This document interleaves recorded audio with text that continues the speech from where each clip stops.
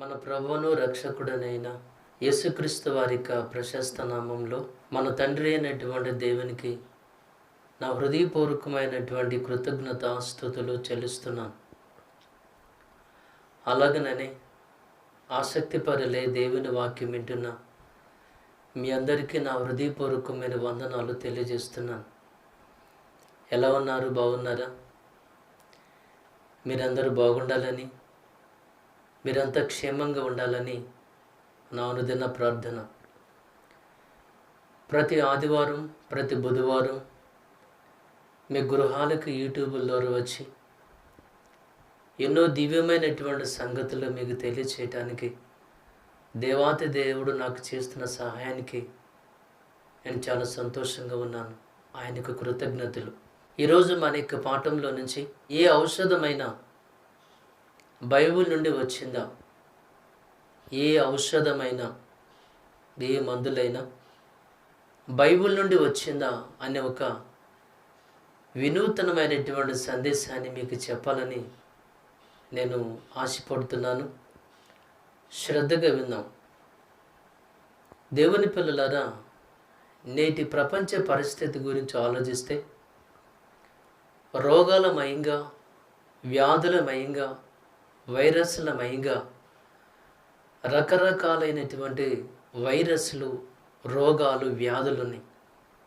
Already corona అనేటువంటి ఈ భయంకరమైన వైరస్ అనేది ఇంకా పోకముందే ఎన్నో ప్రాణాంతకమైనటువంటి వైరస్లు G4 అని, బొబోనిక్ అని ఆల్రెడీ వచ్చేసినాయి.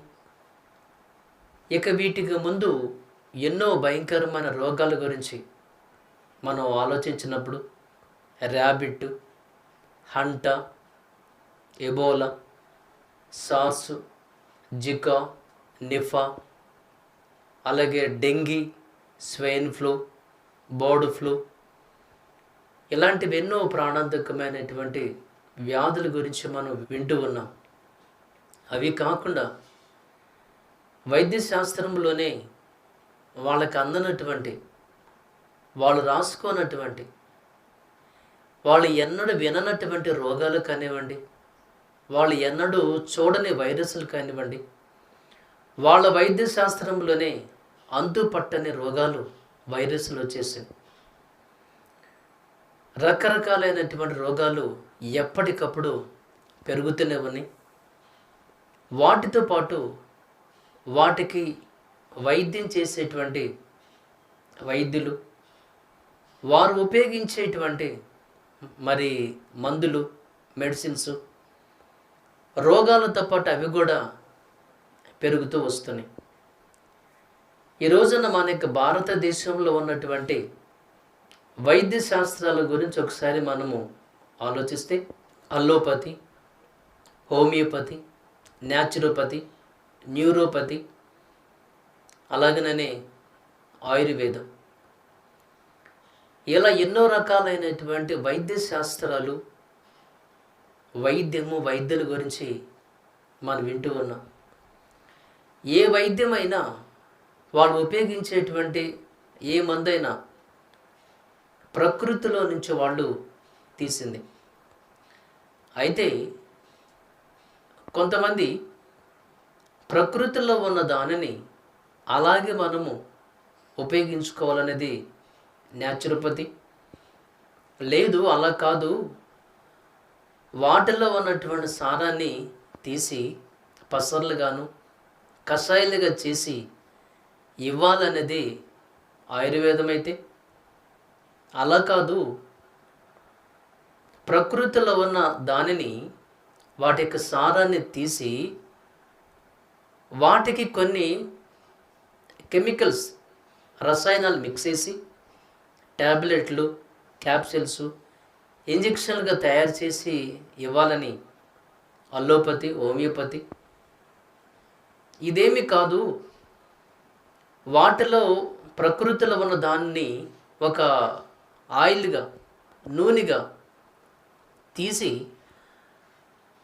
మనకున్న రోగ సమస్యను బట్టి దాని గనక మనం తీసుకుంటే అది మనకి పోతుందని న్యూరోపతి వాళ్ళు. ఇలా ఒక్కొక్క వైద్య శాస్త్రము ఒక్కొక్క విధానం అంతే. ఏమండి, కొన్నేమో త్వరగా తగ్గుతాయి, ఇంకొన్నేమో కొంచెం ఆలస్యంగా లేటుగా వెళ్తాయి. ఇలా మనము వీళ్ళు ఇచ్చేటువంటి ప్రతి వైద్యం, వాళ్ళు ఇచ్చేటువంటి ప్రతి మందు గురించి, ప్రతి ఔషధం గురించి ఒకసారి మనం ఆలోచిస్తే ఈ ప్రపంచంలో ఉన్న ఏ మెడిసిన్ అయినా ప్రకృతిలో నుంచి వాళ్ళు తీసిందే తప్ప మరొకటి కాదు. అంటే వాళ్ళు ఏ మందు తయారు చేయాలైనా, అల్లోపతి కానీ, హోమియోపతి కానీ, న్యాచురోపతి, ఆయుర్వేదం, న్యూరోపతి, ఇలా ఏదైనా సరే వాళ్ళు ప్రకృతిలో ఉన్న దానిని తీసుకుని వాళ్ళు ఒక ఔషధంగా వాళ్ళు తయారు చేయటమే తప్ప ఇంకొకటి లేదు. ఇంతకీ వీళ్ళకి కావలసిన ఈ ఔషధాన్ని ఈ ప్రకృతిలో ఎవరు పెట్టారు? దానికి సంబంధించినటువంటి ఈ యొక్క ఔషధానికి సంబంధించినటువంటి ఆ యొక్క ముడి పదార్థాన్ని ఈ యొక్క ప్రకృతిలో ఎవరు పెట్టారు అని మనం ఆలోచిస్తే, ఎవరు పెట్టారో అని మనకి అర్థం అవ్వాలంటే అసలు ఈ యొక్క ప్రకృతి అనేది ఎలా పుట్టింది, ఎవరు పుట్టించారో ఒకసారి మనం ఆలోచిస్తే అప్పుడు మనకి ఈ ప్రకృతిలో ఈ ఔషధానికి సంబంధించినటువంటి ముడి పదార్థం ఎవరు పెట్టారో మనకి ఈజీగా అర్థమైపోతుంది. ఏమండి, ఇంతకీ ఈ ప్రకృతి ఎలా పుట్టింది చూద్దాం. హెబ్రీ పత్రిక 11వ అధ్యాయము 3వ వాక్యం చూద్దాం. ప్రపంచములు దేవుని వాక్యము వలన నిర్మాణమైనవనియు. చాలండి. ప్రపంచములు, విశ్వం, ప్రకృతి అంతే కూడా దేవుని యొక్క వాక్యము వలన, దేవుని యొక్క మాట వలన నిర్మాణమైంది అని చెప్పారు. దేవుని మాట, దేవుని వాక్కు, దేవుని యొక్క వాక్యం. ఆదియందు వాక్యం ఉండెను, వాక్యము దేవుని యొద్ద ఉండెను, వాక్యము దేవుడే ఉండెను. ఆ వాక్యము శరీరధారిగా యేసుక్రీస్తుగా ఈ భూమి మీదకి రావడం జరిగింది. అంటే యేసుక్రీస్తు వలన, యేసుక్రీస్తు వారి ద్వారా కొలసీలకు రాసినటువంటి పత్రిక 1వ అధ్యాయం 15-16 చూద్దాం. కొలసీ పత్రిక 1వ అధ్యాయము 15-16. ఆయన అదృశ్య దేవుని స్వరూపి అయి, యేసుక్రీస్తు వారు అదృశ్య దేవుని స్వరూపి అయి సర్వ సృష్టికి ఆది సంభూతుడై ఉన్నాడు. ఏలయనగా ఆకాశములో ఉన్నవి గాని భూమి మీద ఉన్నవి గాని దృశ్యమైనవి గాని కంటికి కనిపించేవి గాని అదృశ్యమైనవి గాని మన కంటికి కనిపించినవి గాని అవి చాలండి. దీంట్లోనే ఆఖరి మాట, సర్వమును ఆయన యందు సృజింపబడెను. సర్వమును యేసుక్రీస్తు యందు సృష్టించబడెను. సర్వమును ఆయన ద్వారాను యేసుక్రీస్తు వారి ద్వారాను ఆయనను బట్టి సృజింపబడెను. చాలండి. సర్వమును కంటికి కనిపించేవి గాని కంటికి కనిపించనివి గాని, కంటికి కనిపించేటువంటి ప్రకృతి, వృక్షాలు, ఏవండి కంటికి కనిపించని వృక్షాలలో ఉన్నటువంటి ప్రకృతిలో ఉన్నటువంటి ఔషధం కానీ ఏదైనా కంటికి కనిపించేటువంటి ప్రకృతి కానీ కంటికి కనిపించని ప్రకృతిలో ఉన్న ఔషధాలు కానీ ఇవన్నీ కూడా సర్వమును ఆయనను బట్టి ఆయన ద్వారా సృష్టించబడెను అనుందంటే, దీన్ని బట్టి మనకు ఏమర్థం అవుతుందంటే ఈ యొక్క ప్రకృతి అంతయి కూడా, ప్రకృతి మొత్తం, ప్రకృతిలో ఉన్న ఔషధాలు, ఔషధ గుణాలు మొత్తం అంతా కూడా సకలము కూడా యేసుక్రీస్తు వారి ద్వారా సృష్టించబడినట్లు మనకు ఈజీగా అర్థమైపోతుంది. ఒక వాక్యాన్ని మనం చూద్దాం. ఆదికాండం 1వ అధ్యాయము 11వ వాక్యాన్ని చూద్దాం. ఆదికాండం 1వ అధ్యాయం 11 చూద్దాం. దేవుడు గడ్డిని విత్తనములిచ్చు చెట్లను భూమి మీద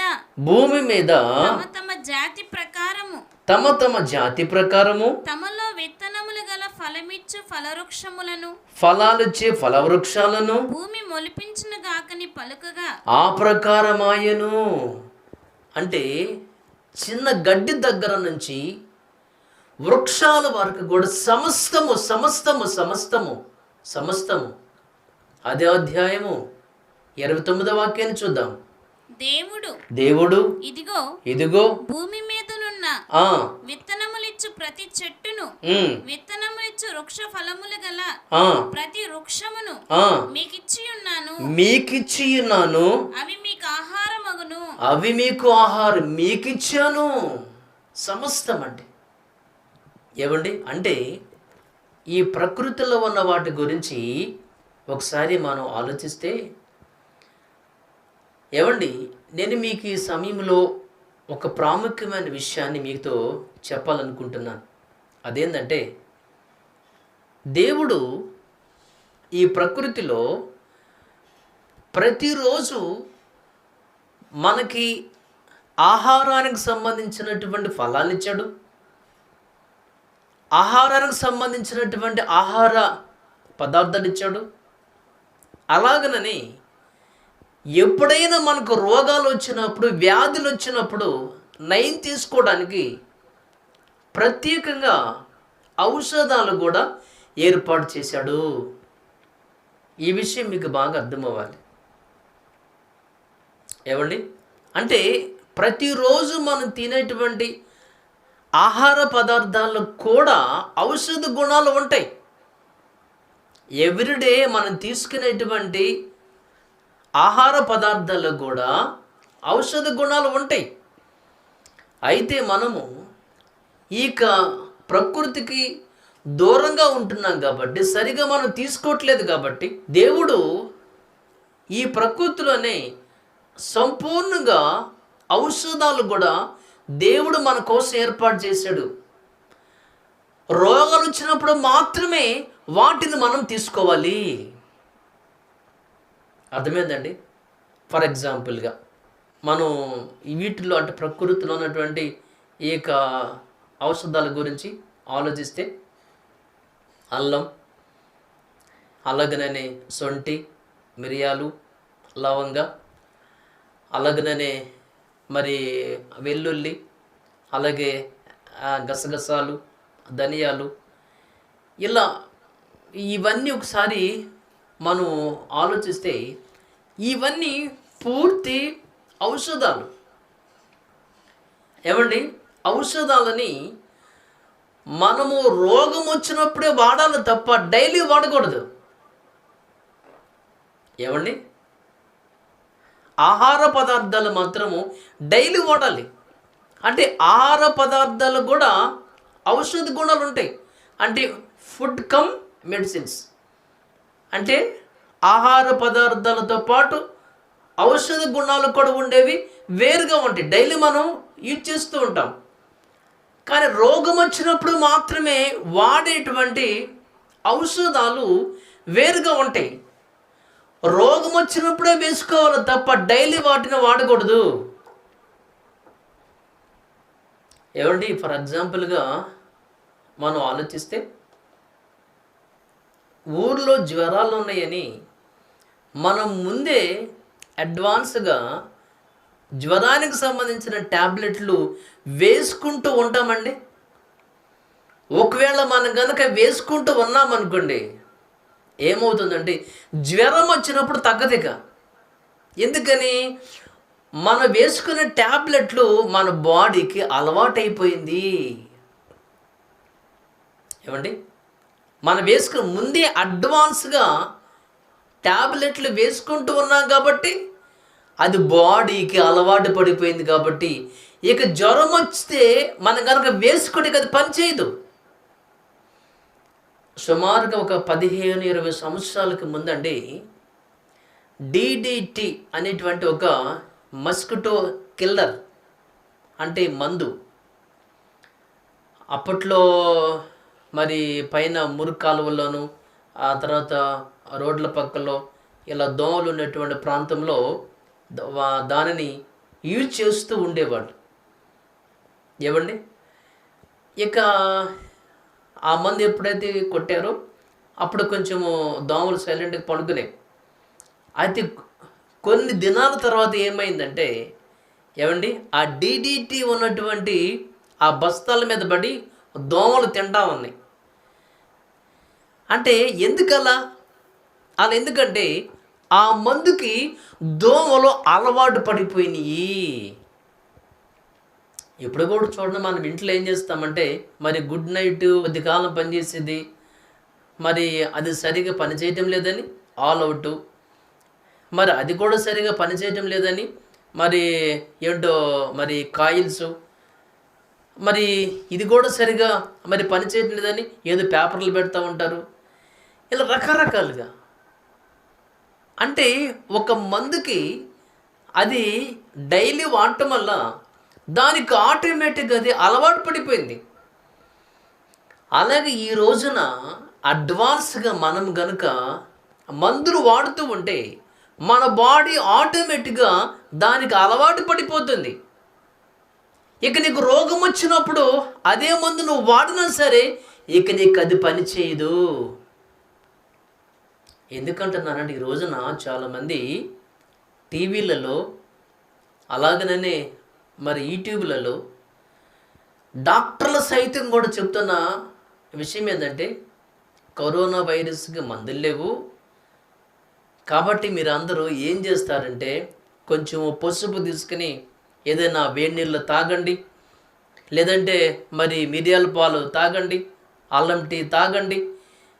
ఇలా రకరకాలుగా ఈ టీవీలో వీళ్ళు చెప్పేసరికి ఇలా చాలామంది వాడుతున్నారండి. ఏమండి, ఇలా చాలామంది, ఏమండి, ఇవన్నీ ఔషధాలు రోగం వచ్చినప్పుడే వాడాలి.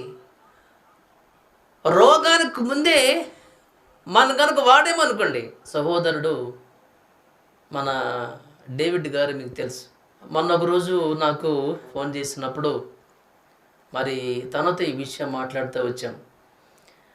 ఆ రోజు మీతో మాట్లాడాలండి అన్నాడు. ఏంటయ్యా అని అంటే, నిన్న బుధవారం మీరు చెప్పినటువంటి వాక్యము నన్ను చాలా స్పందించింది అన్నాడు. ఏ ప్రసంగం అంటే అదే దేవుని భయమే మీ శరీర ఆత్మలకు రక్షణ వ్యవస్థ చెప్పారు కదా, నాకు చాలా అది మంచిగా అనిపించింది. మీరు మీరు చెప్పిన ఒక మాట నన్ను బాగా హత్తుకుంది. అదేంటంటే, ఏ తప్పు చేయనటువంటి యేసుక్రీస్తే దేవునికి భయపడినప్పుడు లెక్షన్ దగ్గర నుంచి ఎన్నో తప్పులు చేసే మనం దేవునికి భయపడద్దా అని మీరు అన్నారు కదండి. నిజంగా అది నాకు ఇదైంది అని నాతో కాసేపు మాట్లాడుతూ, ఇంతకీ నువ్వేంటి ఇంక వెళ్ళలేదు మరి పని కంటే చెప్పుకొచ్చాడు. ఒక 2 days 3 days ఇంట్లో ఉన్నాను. ఏంటంటే టీవీలో చెప్పారని, ఏమండి మరి ఫెయిర్ నీళ్ళలోనూ మరి పాలల్లోనూ ఏదో ఆ పసుపు వేసుకుని తాగాడంటండి.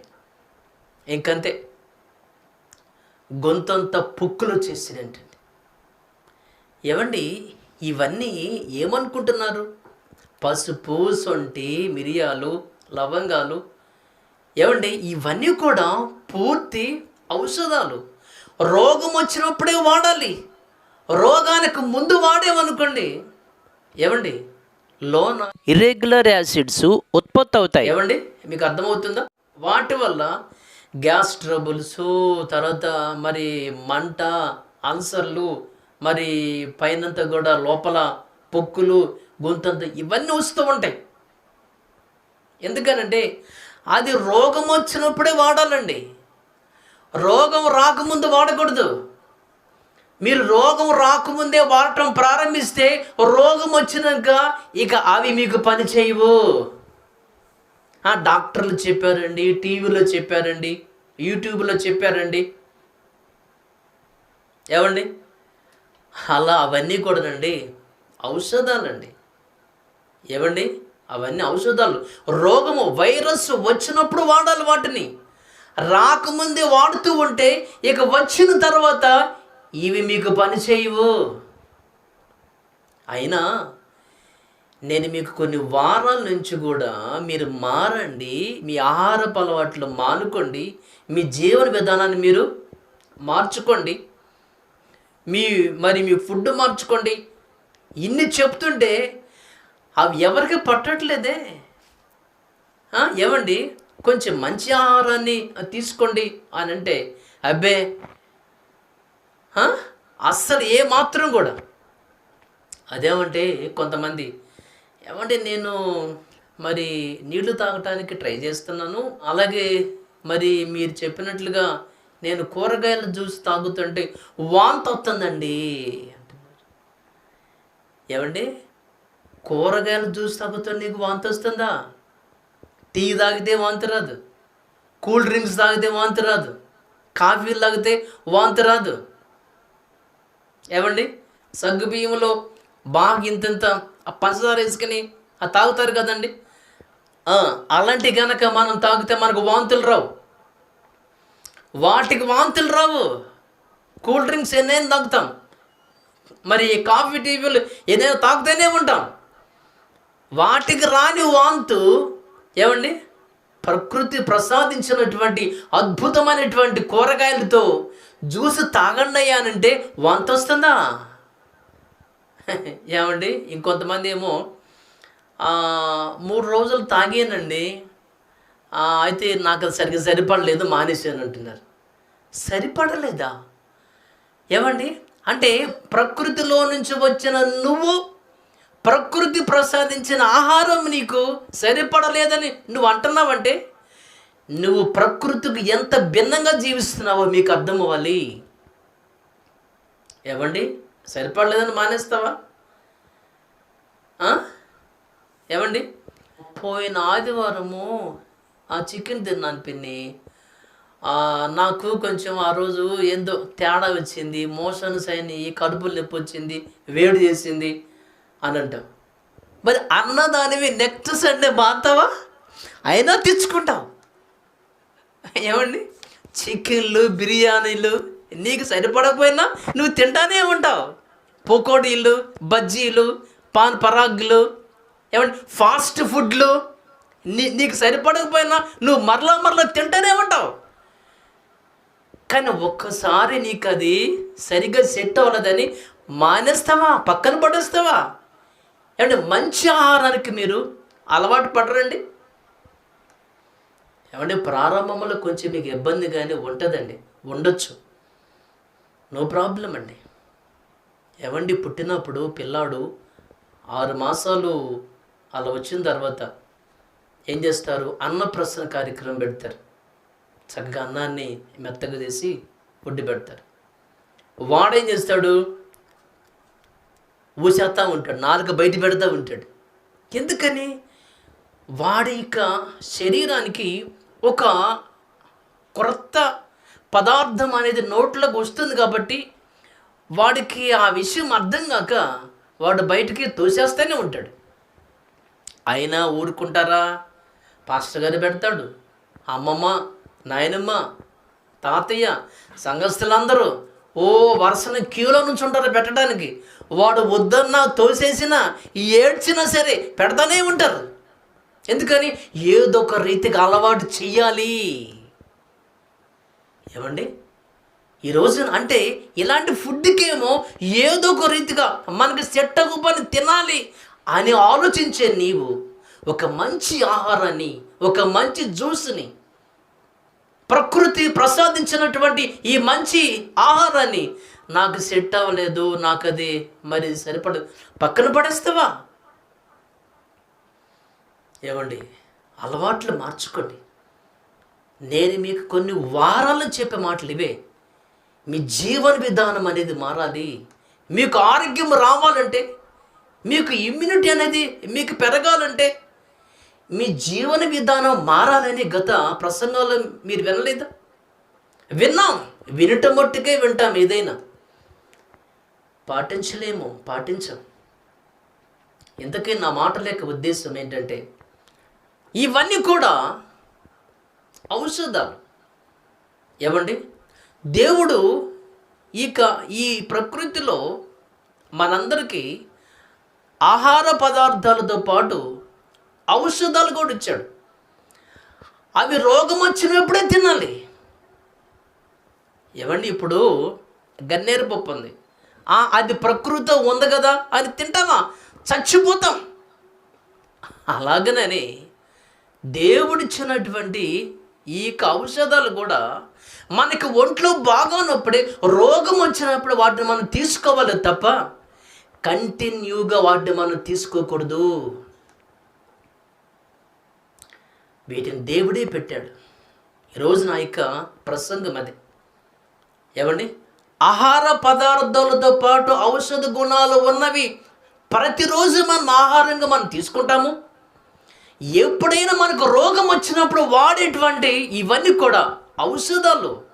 అల్లము, తర్వాత మరి మిరియాలు, తర్వాత సొంటి, ఇవన్నీ కూడా రోగాలు వచ్చినప్పుడు మాత్రమే వాడటానికి దేవుడు విశ్వములో అనగా ఇక ప్రకృతిలో పెట్టాడు. వృక్షాలు చిన్న చిన్న ఏమండి మొలిచే గడ్డి దగ్గర నుండి వృక్షాల వరకండి ఎన్ని ఔషధ గుణాలు దేవుడు పెట్టాడండి. దేవుడు పచ్చని గడ్డిని మన కోసం ఇచ్చాడని ఆదికాండం 1:11 మనం చూడలేదా? దేవుని పిల్లలారా, ఈరోజు చాలామంది ప్రకృతి వైద్యులు గోధుమ గడ్డి మీరు తీసుకోండి, స్త్రీలకు సంబంధించిన ఎన్నో రకాలైన ప్రాబ్లమ్స్ పోతాయి అని చెప్తున్నారు.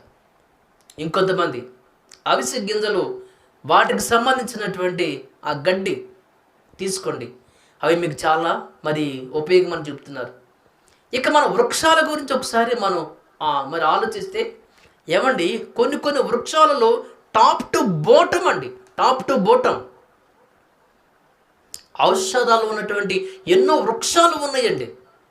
కలబంద ఎగ్జాంపుల్ అనుకోండి, దాని మొత్తము కూడా పూర్తి ఔషధం. ఇలా మనం ఆలోచించుకుంటూ పోతే ప్రకృతిలో ఉన్నటువంటి ఎన్నో వృక్షాలలో కూడా దేవుడు అద్భుతమైనటువంటి ఇక ఔషధాలను పెట్టినట్లు మనకు అర్థమవుతుంది.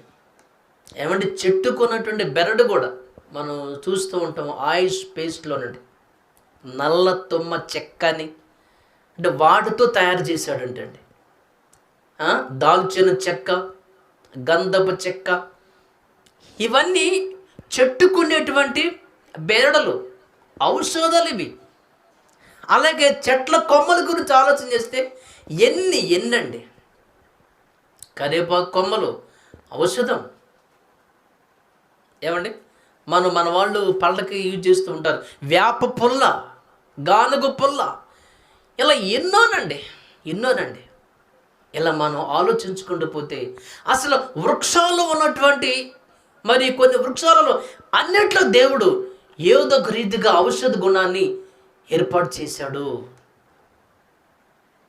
వృక్షాలకు ఉన్నటువంటి ఆకుల గురించి ఒకసారి కనుక మనం ఆలోచిస్తే, తులసి ఆకు చాలా మంచిదని డాక్టర్లు ఏం చెప్తారంటే, తులసి ఆకు కషాయం తీసుకోండి.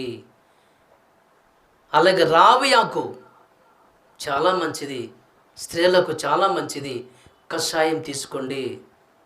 జామాకు, తమలపాకు, ఇవన్నీ కూడా ఆకుల్లో ఎన్నో ఔషధ గుణాలు ఉన్నాయి కాబట్టి కషాయాలు వాడమని ఒకరు. ఏమండి, మునగాకు, అలాగనే మరి కొత్తిమీర, కరివేపాకు, వాటికి జ్యూసులు తాగండి. వాటి వలన మీకున్నటువంటి కంచు పెరుగుతుంది అని చెప్పేవాళ్ళు కూడా ఉన్నారు, డాక్టర్లు. ఇవన్నీ ఔషధ గుణాలు ఉన్నటువంటి మంచి ఆకులండి. ఏమండి, జిల్లెడు ఆకులని, అలాగనే మరి వామాకులని, యూకలిప్టిస్ అని, వేపాకని, ఇవన్నీ కూడా ఏంటంటే ఔషధ గుణాలు ఉన్నటువంటి అద్భుతమైనటువంటి మరి ఆకులుగా ఇంకా ప్రపంచంలో చాలానే ఉన్నాయి. అయితే ఆకుల్లో కూడా ఔషధ గుణాలు ఉన్నాయి అనే సంగతి ఇప్పుడు ఈ ప్రపంచవ్యాప్తంగా డాక్టర్లకి అర్థమైతే, ఏనాడో దేవుడు తన గ్రంథంలో రాయించినట్టు కొన్ని వేల సంవత్సరాలకు ముందే రాయించిన ఇక మహాగ్రంథంలో గొప్ప వాక్యాన్ని దేవుడు రాయించాడండి. ఎస్కేలు గ్రంథం 47వ అధ్యాయము 12వ వాక్యాన్ని చూద్దాం. నదీ తీరమున ఇరుప్రక్కల ఆహారం ఇచ్చు సకల జాతి వృక్షములు పెరుగును, వాటి ఆకులు వాడిపోవు, వాటి కాయలు ఎప్పటికి రాలవు. ఈ నది నీరు పరిశుద్ధ స్థలములో నుండి పారుచున్నది గనుక ఆ చెట్లు నెలకు కాయలు కాయును, వాటి పండ్లు ఆహారమునకును వాటి ఆకులు ఔషధమునకును వినియోగించును. అంటే ఆకులలో కూడా అద్భుతమైనటువంటి ఔషధాలు ఉన్నాయి అన్న సంగతి దేవుడు తన గ్రంథంలో ఎప్పుడో వ్రాయించాడు. కాబట్టి బైబిల్ నుంచి మాత్రమే ఈ ఔషధాలు వచ్చినట్లుగా మనకి ఈజీగా అర్థమైపోతుంది. ఇంకా చాలా వాక్యాలు ఉంటాయండి మనం కనుక ఆలోచిస్తే. ఏమండి, ఇర్మియా గ్రంథము 51వ అధ్యాయము 8వ వాక్యం ఒకసారి చూద్దాం. ఇర్మియా గ్రంథము 51వ అధ్యాయము 8 చూద్దాం. బబులోను నిమిష మాత్రములోనే కూలి తుత్తునిలాయెను, దానిని చూచి అంగలార్చుడి, అది స్వస్థత నొందునేమో. దాని నొప్పి కొరకు గుగ్గిలము తీసుకొని రండి. దానికి నొప్పి కోసము గుగ్గిలం అంటే అప్పట్లో నొప్పులకు వాడేటువంటి ఒక అద్భుతమైన ఔషధము. అర్థమైందండి? అప్పట్లో నొప్పులకు వాడేటువంటి గుగ్గిలం అనే ఒక అద్భుతమైనటువంటి ఔషధం. ఇప్పుడు కూడానంటే మన వాళ్ళు ఏదైనా మనకి కాళ్ళకి ఏదైనా మరి దెబ్బ తగిలినా, పెనికినా, మరి మునగాకు, ఇంకా కొన్ని రకాలైన ఆకులు దానికి వేసి కడుతూ ఉంటారు. అదేమంటే ఆయన ఏదో మన ముందు మంత్రాలు అలా మాట్లాడుతూ ఉంటాడు. ఇక మనం ఏమనుకుంటామంటే 4 రోజుల తర్వాత, అరే భలే తగ్గిందిరా, ఆయన భలే మంత్రం పెట్టాడురా అనుకుంటాం. నిజానికి అది మంత్రం కాదు, ఆడి దగ్గర ఏముండదు. ఎందుకని? వాడు ఇచ్చిన ఆ యొక్క ఆకుల్లోనే ఉంటుంది అద్భుతమైన ఔషధం. అర్థమైందండి? ఆకుల్లో కూడా ఒక వృక్షాలు ఉన్నటువంటి ఆకుల్లో కూడా అద్భుతమైనటువంటి ఔషధ గుణాలు ఉన్నాయని దేవుడు తన గ్రంథంలో వ్రాయించిన విషయం మనకు అర్థమవుతుంది. అలాగనే మరొక మాట ఒకసారి మనం ఆలోచిస్తే ఈ మధ్యకాలంలో సంతాన సాఫల్య కేంద్రాలని చాలా చోట్ల ఉన్నాయి. పెళ్ళిళ్ళు అయ్యి చాలా సంవత్సరాలైనా సరే బిడ్డలు లేనటువంటి వాళ్ళు చాలామంది ఉన్నారు. అందుకని మన వాళ్ళు కొంతమంది డాక్టర్లు వాళ్ళకి ఒక 6 నెలల్లో సంవత్సరము వాళ్ళకి కోర్సు ఇస్తున్నారు. ఏమంటే ఇచ్చి అంటే లోన వారికి ఉన్నటువంటి గర్భాశయంలో వారికి ఉన్నటువంటి మరి అండములు లేదంటే వీర్యములు కానివ్వండి, ఏదైనా లోపం ఉంటే దాన్ని సరిచేసేటువంటి మందులు ఇస్తున్నారు. ఒకసారి మనం కనుక డాక్టర్ల వద్దకు వెళ్ళి ఆ విషయం అడిగితే వాళ్ళు ఏం చెప్తారంటే, ఏమండి కొన్ని ప్రత్యేకమైనటువంటి కాలాలలో దొరికేటువంటి కొన్ని ఫలాలు కాయల ద్వారా ఇదిగో ఈ మందుని మరి తయారు చేసి ఇలా ఇస్తాము అని చెప్తారు. అంటే ఫలాలలో కాయల్లో పిల్లలు పుట్టడానికి లోపల సరిగా లేనటువంటి ప్రాబ్లమ్ని మరి మంచిగా చేసి పిల్లలు పుట్టించేటువంటి ఒక మంచి ఔషధం అనేది ఈ ప్రకృతిలో ఉందంటే ఉందన్న సంగతి మనకు దేవుడు ముందుగా తన గ్రంథంలో రాయించాడండి. యాకోబు యొక్క భార్య లేయా, ఆమెకు ఆల్రెడీ పిల్లలున్నా ఇంకా పిల్లలు కావాలి అన్న ఉద్దేశంతో ఆమె యొక్క పెద్ద కొడుకు రూబేన్ ఆయన వెళ్ళి ఆయన ఆ ఫలాలను తీసుకొచ్చిన సంగతి మనకు ఒకసారి చూస్తే ఆదికాండం 30వ అధ్యాయం 14 చూద్దాం.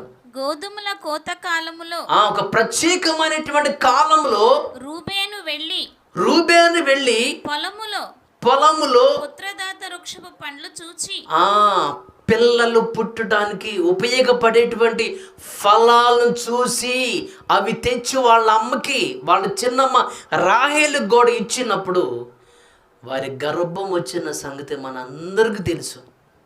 అంటే ఈ ప్రకృతిలో అలాంటి ఔషధ గుణాలు ఉన్నటువంటి మరి ఫలాలు ఉన్నాయి అంటే దేవుడే పెట్టాడు. వాటిని కలిగి ఉన్నదేదియు ఆయన లేకుండా కలగలేదు. ఏ వృక్షం పుట్టినా కంటికి కనిపించేదైనా కంటికి కనిపించని ఔషధం ఏదైనా సరే ఆయన వలనే పుట్టింది అని 2వ రాజుల గ్రంథం 20వ అధ్యాయంలో ఒక సంఘటన అండి. హిజ్కియా అనేటువంటి ఆ రాజుగారికి మరణకరమైనటువంటి వ్యాధి వస్తుంది.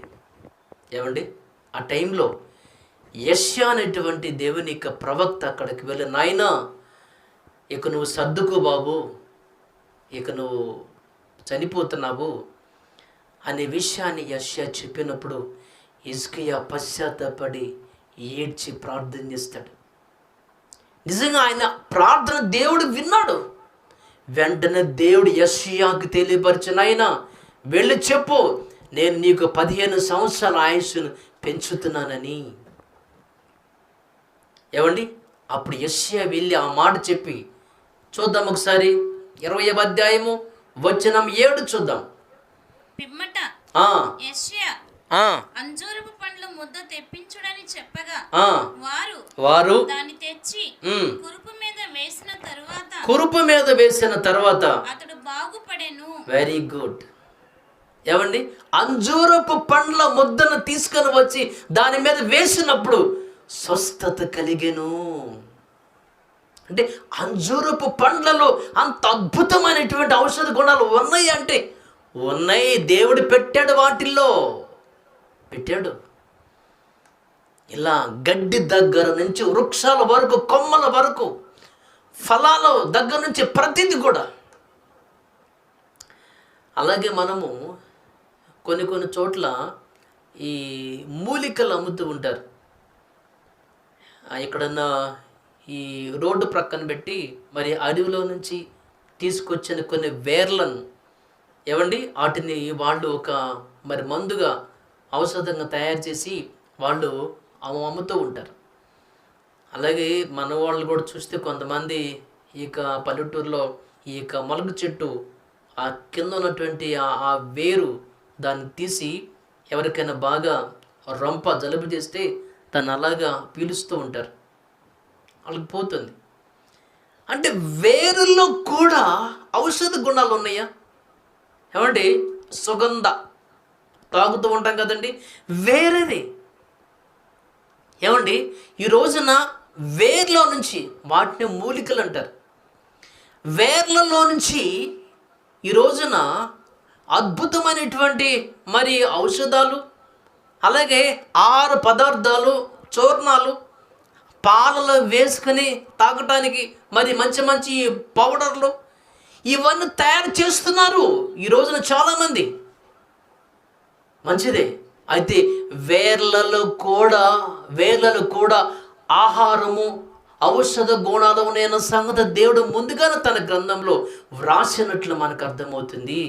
ఏబు గ్రంథం 30వ అధ్యాయము 4వ వాక్యం ఒకసారి మనం విందాం. ఏబు గ్రంథం 30వ అధ్యాయము 4వ వాక్యం చూద్దాం.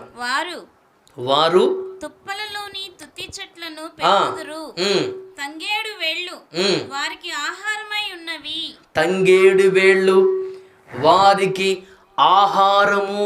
అంటే వేళ్ళు, చెట్ల యొక్క వేర్లలో కూడా ఎంత గొప్ప దేవుడండి, ఎంత గొప్ప గ్రంథం అండి బైబిల్. అసలు ఎంత అద్భుతమైన గ్రంథం అండి, ఎంత గొప్ప గ్రంథం అండి. ఏమండి, చెట్ల వేర్ల దగ్గర నుంచి కొమ్మలు, ఆకులు, బెరడు, సమస్తం అన్నిట్లు కూడా అద్భుతమైన ఆహారంతో పాటు ఔషధ గుణాలు కూడా ఉన్నట్లు మనకు అర్థమవుతుందండి. అలాగే నూనె, తైలం, అంటే కొంతమంది వాటిని ప్రకృతి యొక్క సంపదను వాళ్ళు ఆయిల్గా మరి తయారు చేస్తూ ఉంటారు. మనం కనుక మరి ఆలోచిస్తే రకరకాలైనటువంటి నూనెలు, మందార నూనె అని, అలాగనే మరి గులాబీ నూనె అని, నిమ్మగడ్డి నూనె, కుంకుమ నూనె, కుసుమ నూనె, ఏమండి, అలాగే మరి ఆవ నూనె, ఇంకా మరి ఒలివ నూనె, కొబ్బరి నూనె. ఎన్ని రకాలైన నూనెలండి, ఎన్ని రకాలండి. ఈ నూనెల్లో కూడా అద్భుతమైన ఔషధ గుణాలు ఉన్నాయి. కొంతమంది ఏమో మరి ఒంటికి రాసుకోమంటారు, కొంతమంది అలాగే తీసుకోవాలంటారు, తాగాలంటారు, నెత్తికి పూసుకోవాలంటారు. అద్భుతమైన ఔషధ గుణాలు ఉన్నాయి. యెషయా గ్రంథము 1వ అధ్యాయం 6వ వాక్యం ఒకసారి మనం ఆలోచిస్తే, యెషయా గ్రంథం 1వ అధ్యాయము 6 చూద్దాం.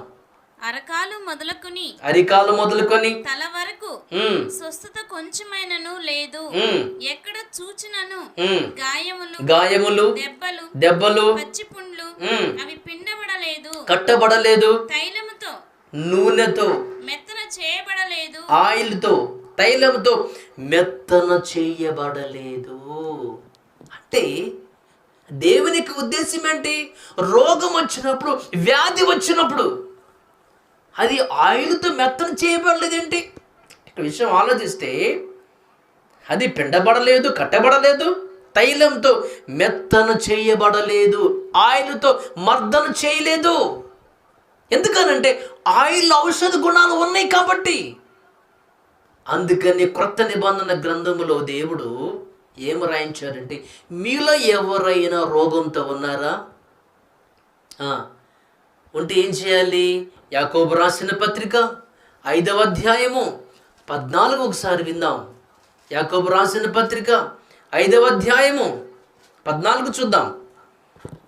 మీలో ఎవడైనను రోగంతో ఉన్నాడా? అతడు సంఘపు పెద్దలను పిలువింపవలెను, వారు ప్రభువు నామమున అతనికి నూనె రాసి అతని కొరకు ప్రార్థన చేయాలి. నూనె రాసి ప్రార్థన చేయాలని చెప్పాడండి. రోగంతో ఉన్నప్పుడు నూనె రాయండి. అందుకని ఈ రోజున చాలా మంది పాస్టర్లు స్వస్థత శాల అని చెప్పేసి మరీ పెట్టి, ఏమండి, ఒలివ నూనె, కొబ్బరి నూనె, ఏమండి, యేసు రక్తంగా అమ్ముతూ ఉన్నారండి. నిజంగా అండి, బైబిల్ గ్రంథంలో కొబ్బరి నూనెను కానీ, ఒలివ నూనెను కానీ, కొబ్బరి నూనె కానీ, ఒలివ నూనె కానీ యేసు రక్తముగా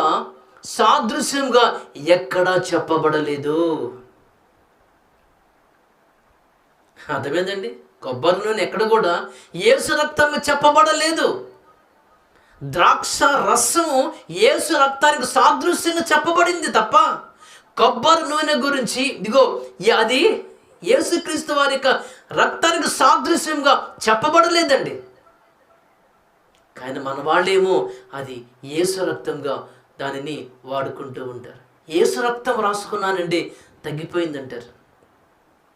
ఎందుకనంటే నిజంగా వాళ్ళకి తగ్గటానికి కారణాలు 2 ఉంటాయండి.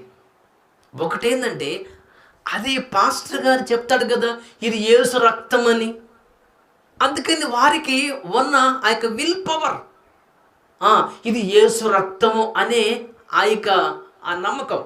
నెంబర్ 2, ఆయిల్లో నూనెలో అద్భుతమైన ఔషధ గుణాలు ఉన్నాయి కాబట్టి అవి రాసుకోవటం వల్ల నీకు రోగం తగ్గింది. అందుకే బైబిల్లో కూడా మీకు రోగం వస్తే ఆయిల్ రాయమన్నాడు. అయ్యగారు ప్రార్థన చేస్తే రోగం తగ్గలే. ఇక్కడ నీకున్న విల్ పవర్. నెంబర్ 2, ఆ యొక్క ఆయిల్లో ఉన్నటువంటి ఔషధ గుణాన్ని బట్టి నీకు తగ్గిందే తప్ప మరొకటి కాదు. కాబట్టి దేవుడు వీటిల్లో కూడా గొప్ప ఔషధ గుణాలను ఏర్పాటు చేశాడు. తైలాలు చెట్ల నుంచి ఏవండి నిమ్మగడ్డి నూనె నుంచి ఇలా రకరకాలుగానండి ఆయిల్ తీసి, విత్తనాల నుంచి ఆయిల్ తీసి మన వాళ్ళు ఈ రోజున వైద్యం చేస్తున్నారు ఔషధాలుగా ఉపయోగించి. యేసు ఒక ఎగ్జాంపుల్ చెప్తాడండి. ఒక వ్యక్తి యెరూషలేము నుంచి యెరికోకి ప్రయాణమై వెళుతూ ఉంటాడు. మార్గ మధ్యంలో దొంగలు అతన్ని కొట్టి గాయపరిచి పడేసి వెళ్ళిపోతారు. అప్పుడు ఆ ప్రాంతము గుండా, ఆ మార్గము గుండా యాజకుడు వెళ్తాడు, పట్టించుకోడు. లేవీడు వెళ్తాడు, పట్టించుకోడు. ఆ తర్వాత సమరీయుడు వస్తాడు. సమరీయుడు వచ్చి ఏం చేశాడంట? లోకసువార్త 10వ అధ్యాయము 34 ఒకసారి చూద్దాం. లోకసువార్త 10వ అధ్యాయము 34 చూద్దాం. అతనిని చూచి అతని మీద జాలిపడి దగ్గరకు పోయి నూనెయు ద్రాక్షారసమును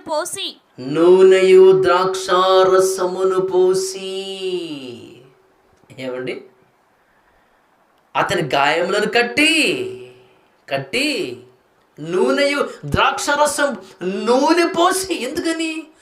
నూనెలో ఔషధ గుణాలు ఉన్నాయి కాబట్టి, ద్రాక్ష రసంలో ఔషధ గుణాలు ఉన్నాయి కాబట్టి. అందుకని తిమోతికి రాసినటువంటి మొదటి పత్రిక 5వ అధ్యాయంలో 23వ వచనాన్ని చూద్దాము. ఫస్ట్ తిమోతి 5వ అధ్యాయము 23 చూద్దాం. ఇక మీదట నీళ్ళే తాగొద్దు. నీ కడుపు జబ్బు నిమిత్తమును. ఏవండి, కేవలం నీళ్ళే కాదు, నీ జబ్బు నిమిత్తము తరచుగా వచ్చు బలహీనతల కోసము ద్రాక్షారసము కొంచెంగా పుచ్చుకొనుము. ద్రాక్షారసము మందు, మెడిసిన్ తీసుకో. అంటే ద్రాక్షారసములో ఔషధ గుణాలు ఉన్నాయి కాబట్టి తీసుకో. ఏమండి, నీకున్న జబ్బు నిమిత్తము ప్రకృతిలో దేవుడు పెట్టిన ఔషధ గుణాలు ఉన్నాయి. ద్రాక్ష జ్యూసును తాగు. అందుకనే ఆ సమరయుడు అక్కడికి వెళ్ళి నూనెయు ద్రాక్షారసము ఇచ్చాడు. ఎందుకంటే వాటిల్లో అద్భుతమైనటువంటి ఔషధ గుణాలు ఉన్నాయి కాబట్టి.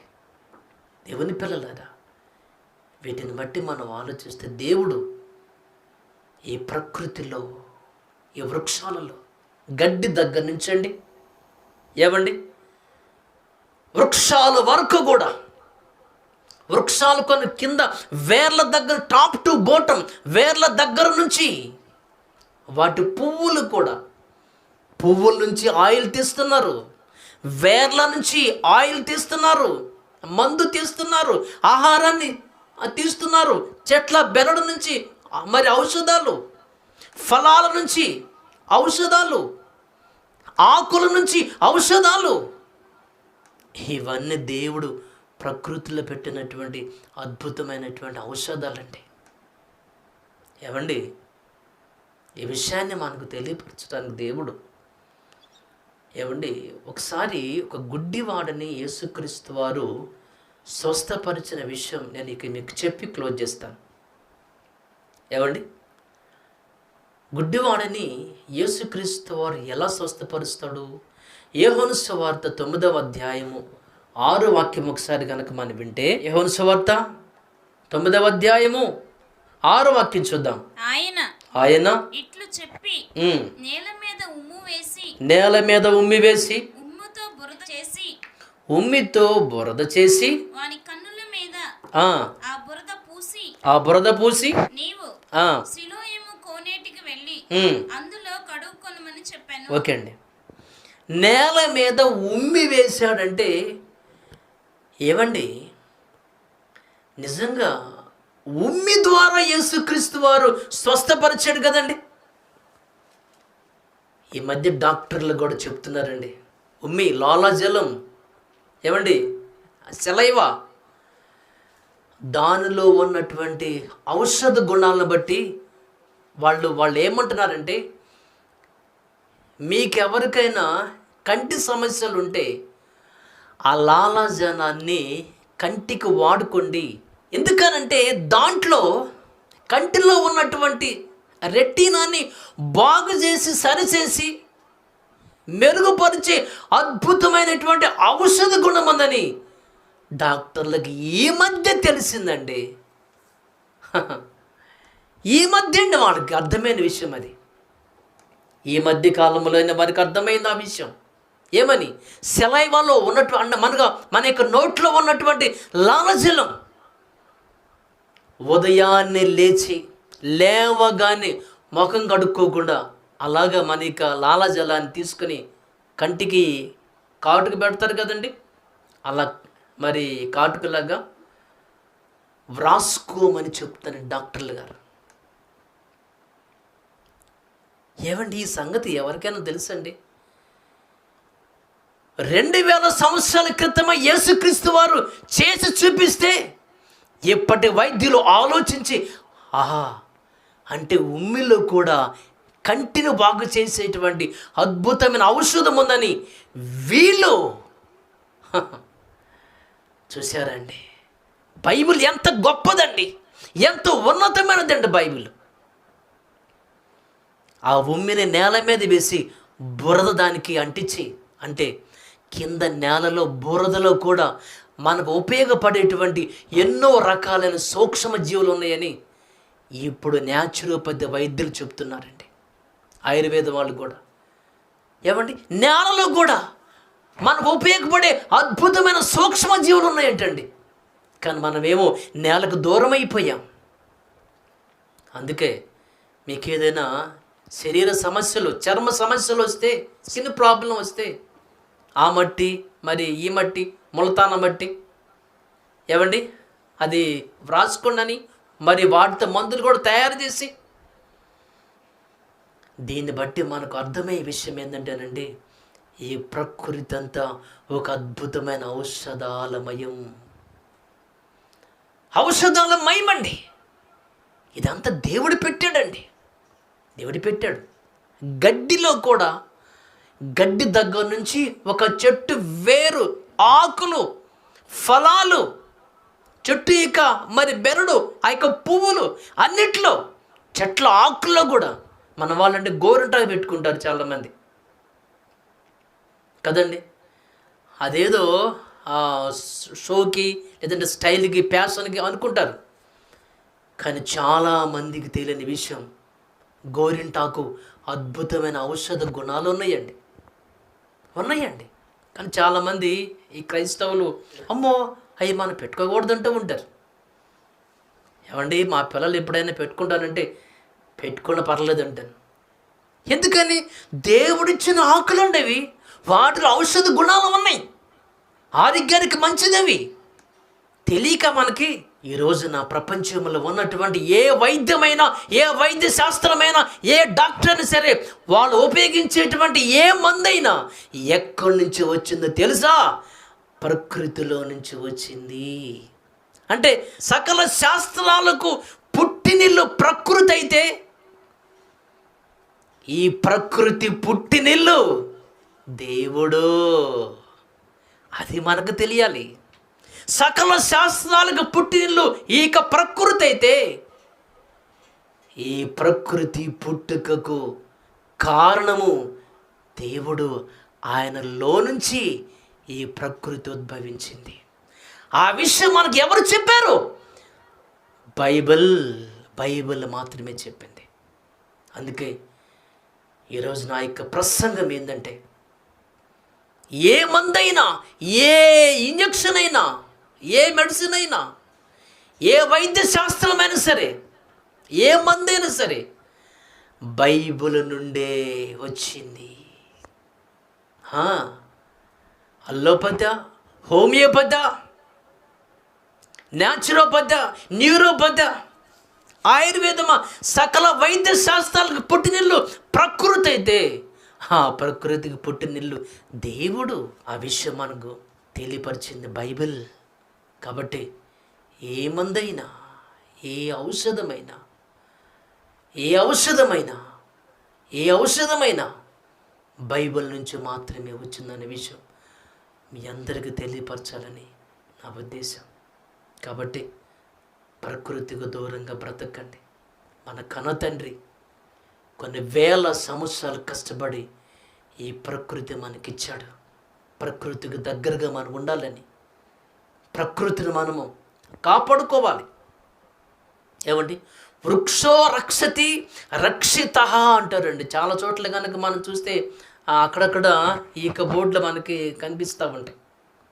వృక్షో రక్షతి రక్షిత అంటే వృక్షాలను మీరు కనుక కాపాడితే ఆ వృక్షాల మిమ్మలను రక్షిస్తాయి అని. ఎంత గొప్ప మాట అండి. నిజమే. ఎందుకంటే ఆ వృక్షాలలో దేవుడు మనకి ఆహారంతో పాటు ఔషధ గుణాలను కూడా పెట్టాడు. వాటిని మనం తీసేసుకుంటే ఎలాగండి చెప్పండి? ఇక ప్రకృతికి దూరంగా జీవించకండి. ఏమండి, ప్రకృతిలో దేవుడిచ్చినటువంటి ఆహార పదార్థాలను స్వీకరించండి. ఏమండి, రోగం వచ్చినప్పుడు దేవుడిచ్చిన ఔషధాలు ఉన్నాయే, వాటిని వాడుకోండి. ఓకేనా? దేవుడి ఈ మాటలు మన కొరకు దీవించను గాక. ఆమేన్. పరలోకమందున్న మా తండ్రి, మా గొప్ప దేవుడా, మీకు స్తోత్రాలు నాయన. మీ పిల్లలకు తండ్రి మంచి మాటలు దేవా నేను తెలియపరిచాను. కొన్ని వందల కోట్ల సంవత్సరాలు మీరు ప్రయాసపడినైనా ఈ ప్రకృతిని మాకు నైనా ప్రసాదించిన గొప్ప దేవుడా, మీకు స్తోత్రములైనా. ఆహార పదార్థాలతో పాటునైనా ఔషధ గుణాలనైనా ఈ ప్రకృతిలో మా కొరకు మీరు పెట్టారు. అవన్నీ చూసి పరిశీలించి ఈ రోజున ఎన్నో వైద్య శాస్త్రాలనైనా బయటకు వచ్చినాయి.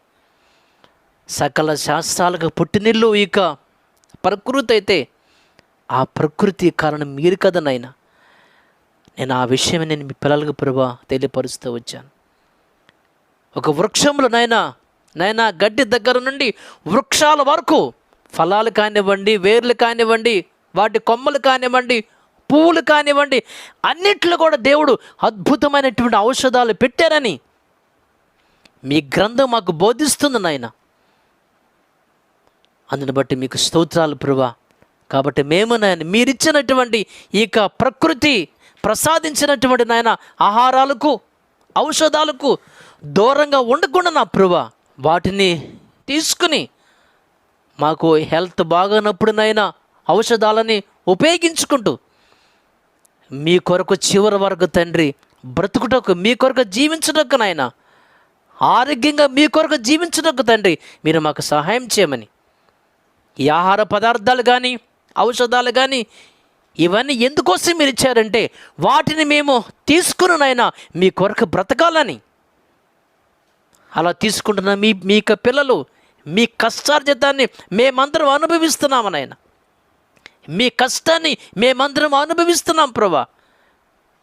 అనుభవిస్తున్న మేమందరం నా ప్రభా, ఇదిగో మీ కొరకు బ్రతికే వారిగా ప్రతి ఒక్కరు ఉండాలని దేవా నేను కోరుకుంటూ ఈ మాటలు నాయన మీ కృపలో దీవించి ప్రతి ఒక్కరి యొక్క మనసులో ఉండాలని, ప్రతి ఒక్కరూ ఆలోచించాలని కోరుకుంటూ యేసు నామమున ఈ ప్రార్థన అడిగి వేడుకొనుచున్నాను తండ్రి. ఆమెన్, ఆమేన్. అందరికీ వందనాలండి. సెలవు తీసుకుందాం.